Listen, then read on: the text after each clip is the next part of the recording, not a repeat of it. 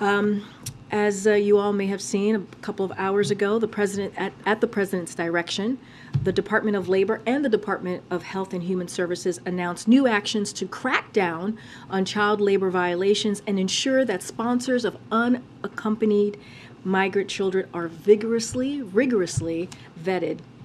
Child labor is abuse, and it is unacceptable. Again, it is unacceptable. This administration has long been combating a surge in child exploitation, and today the Department of Labor and HHS announced that they will create a new interagency task force to combat child exploitation.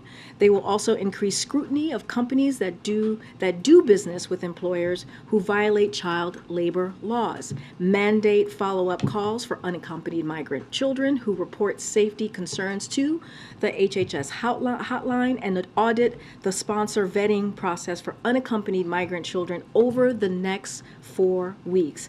Today's actions make clear that we will continue to investigate and hold companies accountable. We also need, which is incredibly important here, we need Congress to take action as well. We need Congress to provide the resources this administration has long requested to better enforce child labor laws, and we need Congress to increase the maximum civil penalty for child labor violations to better deter these bad actors. With that, Chris, you want to kick us off? So a follow-up on the child labor issue.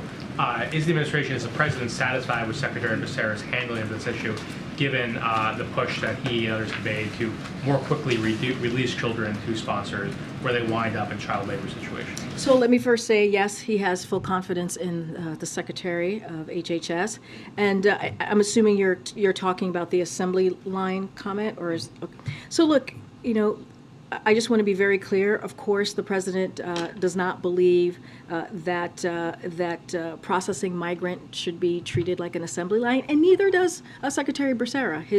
I would refer you to HHS addressed that particular comment in the story, and I would refer you to what was said there. Look. More broadly, though, the health and safety and the well-being of children is the priority of this president, this administration, and also Secretary Becerra. That means getting kids out of congregate settings and rigorously, as I just mentioned at the top, vetting families and sponsors that would take in these children.